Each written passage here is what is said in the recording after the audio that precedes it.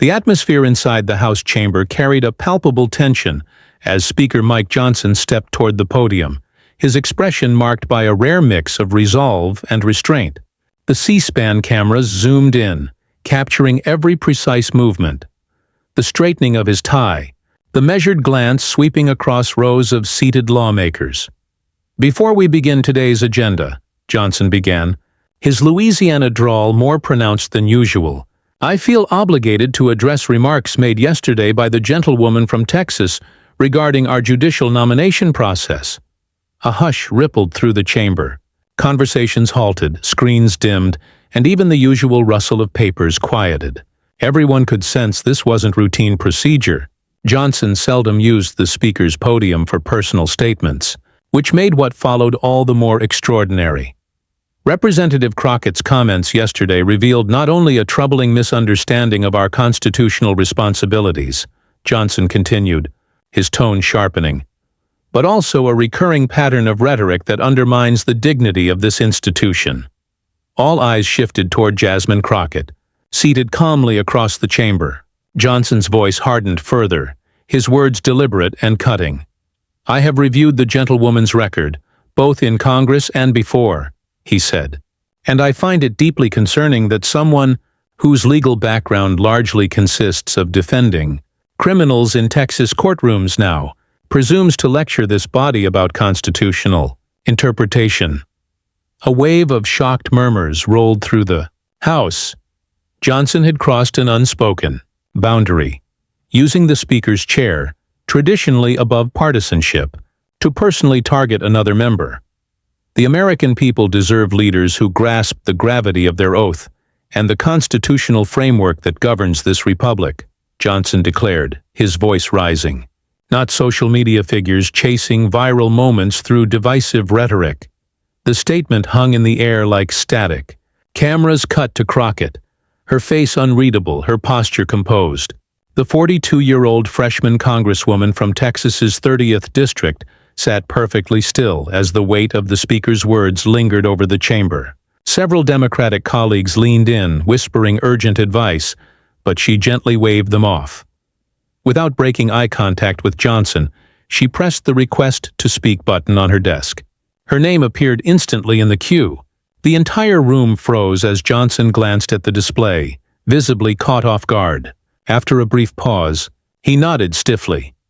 "The chair recognizes the gentlewoman from Texas for 1 minute," he said, a formal line made jarring by the personal attack that had preceded it. Crockett rose with deliberate calm, smoothing the lapel of her blazer before walking to the microphone. The room grew silent enough to hear the faint hum of the overhead lights. Members leaned forward, Democrats, Republicans, staffers, all sensing something historic was about to unfold. "Mr. Speaker," she began, her tone steady and respectful, yet carrying an unmistakable authority, "I appreciate the opportunity to respond to your characterization of my legal background and my comments regarding our constitutional duties." She paused, eyes locked on Johnson's. "And I promise you, sir, that in the next 30 seconds, I will demonstrate precisely which one of us truly understands the Constitution we both swore to defend." The digital clock began its countdown as tension gripped the chamber, the exchange unfolding. That day was not just another partisan skirmish. It represented a collision of authority versus expertise, of institutional power versus lived experience. Johnson's path to the Speaker's chair had been as improbable as it was swift. After Kevin McCarthy's dramatic ouster and a string of failed leadership votes, the once low-profile representative from Louisiana's 4th District had emerged as the fragile unifier of a deeply divided Republican conference. At 51, Johnson's rise from constitutional attorney to Speaker of the House was meteoric, and not without controversy. Before entering Congress in 2017, he had worked with the Alliance Defending Freedom, a conservative legal organization known for religious liberty litigation. Johnson often invoked this background to emphasize his deep understanding of constitutional principles. "I've spent my career studying and defending the Constitution," he would often remind colleagues, framing himself as a guardian of America's founding document. But his leadership faced constant strain. With a razor-thin majority and pressure from both moderates and hardliners, Johnson had to maintain an impossible balance. Recent weeks had only heightened the tension. Supreme Court confirmation hearings had consumed Washington, and Johnson's aggressive opposition to the nominee was central to his political strategy. He framed Republican resistance as a defense of constitutional balance, claiming the duty to block judicial activism. But the day before, Congresswoman Jasmine Crockett had delivered a pointed critique in committee, dismantling Johnson's framing as selective and politically convenient. She had cited Johnson's own contradictory statements from previous administrations, an argument that quickly went viral on social media and news outlets. To Johnson, that viral moment wasn't just a political slight. It was a challenge to his core identity, his reputation as the chamber's constitutional authority. Under pressure from the party's right flank to show strength, he made an extraordinary choice: to confront Crockett directly, on the House floor, from the Speaker's own podium. Across the chamber, Crockett had watched it unfold with the measured patience of someone well-versed in pressure.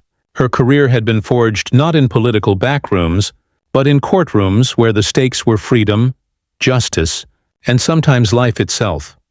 After earning her law degree from the University of Houston, Crockett had spent over a decade as one of Dallas's most formidable civil rights attorneys.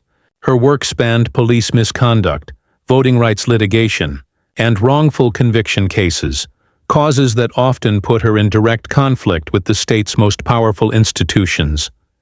Among her achievements was the exoneration of 3 wrongfully convicted men, collectively imprisoned for more than 50 years, whose cases exposed systemic prosecutorial misconduct.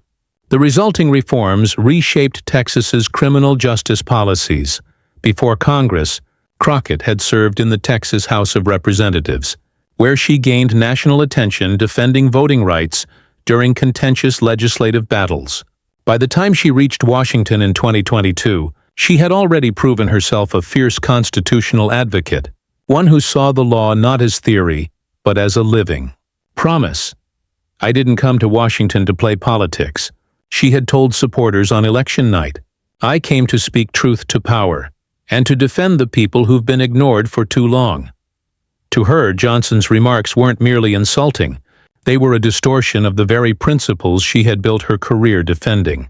Having litigated constitutional cases in federal courtrooms, including before the Fifth Circuit Court of Appeals, Crockett found Johnson's self-proclaimed expertise to be not only politically motivated, but factually shallow. Now the stage was set. The Speaker of the House, wielding institutional authority, had used his office to question her competence, and the freshman Congresswoman, armed with first-hand constitutional experience, had 60 seconds to respond. Not with rhetoric, but with record.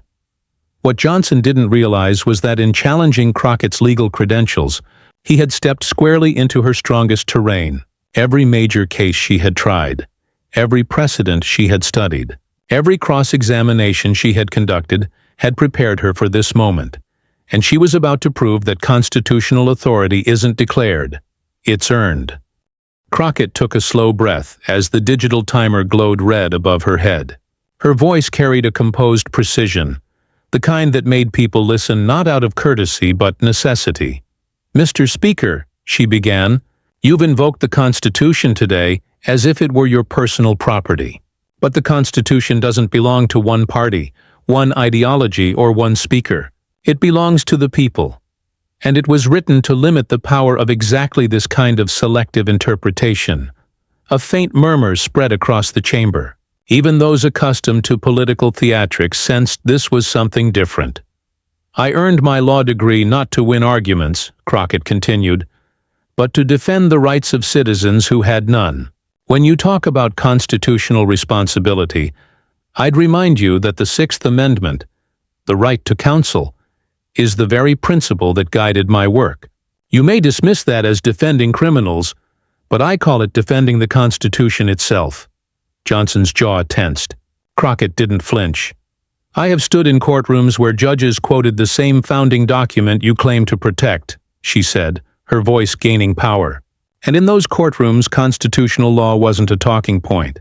It was the difference between freedom and injustice, between a citizen's dignity and the abuse of power. The audience was silent, eyes fixed on her. The timer blinked down to 20 seconds, but Crockett continued with precise timing, each phrase deliberate. "So when you question my understanding of the Constitution," she said evenly, "I'd ask you this. Have you ever stood beside someone falsely accused, facing the full weight of the state, and invoked those rights to shield them from wrongful imprisonment? Because that's what constitutional defense looks like, Mr. Speaker. Not rhetoric, not sound bites, but standing between the powerful and the powerless." Gasps filled the room. Even members who opposed her politically couldn't hide a measure of respect for the composure and conviction in her words. Crockett glanced at the clock, which hit the final 10 seconds. She lowered her tone slightly, the intensity now carrying quiet force. "The Constitution isn't a weapon to be used against your colleagues," she said. "It's a covenant with the people. And if defending it makes me unpopular in this chamber, then so be it. I didn't come here for applause. I came here to make sure it still means something." The buzzer sounded just as she finished. The room erupted, not with cheers at first, but with stunned stillness. Then, from the Democratic benches, came a wave of applause. A few independents joined. Even one or two Republicans shifted in their seats, unwilling to meet Johnson's eyes. Johnson gavelled sharply, his expression unreadable. "The House will come to order," he said, voice thinner now. But the authority behind the words had weakened. Crockett sat down calmly, her face composed but her eyes resolute.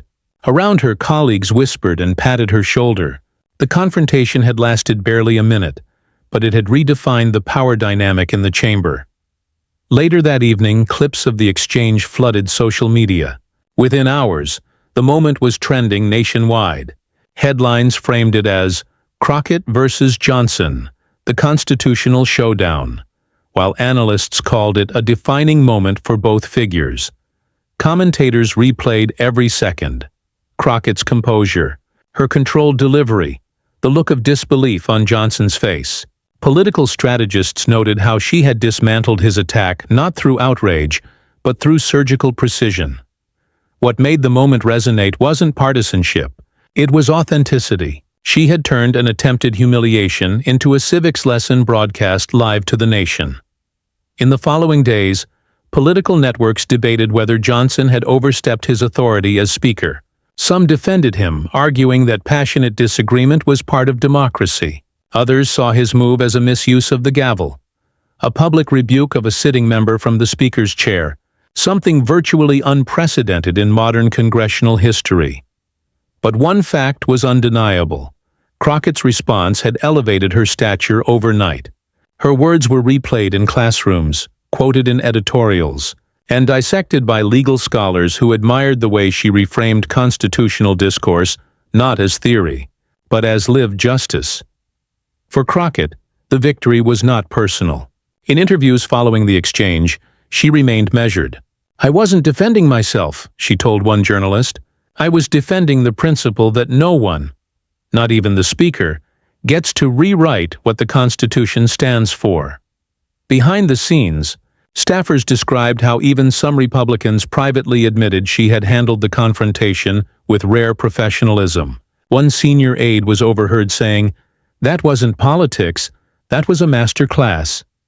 Days later, as she walked through the Capitol rotunda, reporters called out questions, flashes illuminating the marbled halls. Crockett paused only briefly, offering a quiet response. "You don't win these moments by being loud," she said.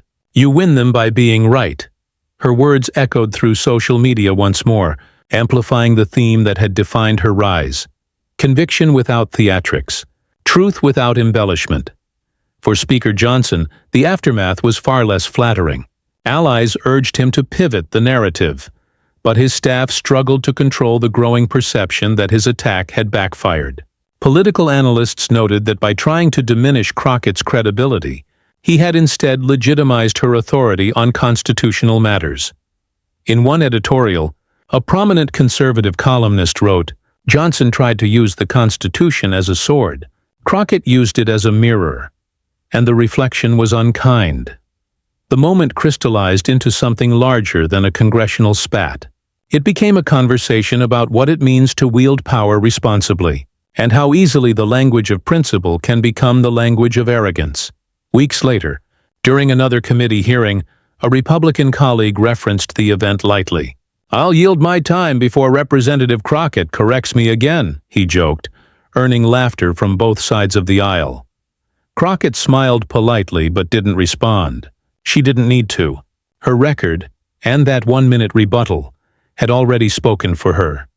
Inside Washington, where reputation often rises and falls on moments of perception, she had done something few first-term lawmakers ever achieve. She had turned an attack from the Speaker himself into a defining statement of integrity. And for millions watching across the country, that day in Congress wasn't just another exchange. It was a reminder of why voices like hers matter. Voices that understand the Constitution not as a prop, but as a promise. The House chamber would go on to host countless debates, countless clashes of ideology and ambition. But the echoes of that single minute, one woman standing firm under the weight of power, would linger in its marble walls far longer than the applause that followed. Because in that moment, Jasmine Crockett hadn't just defended her name, she had defended the very idea of constitutional courage.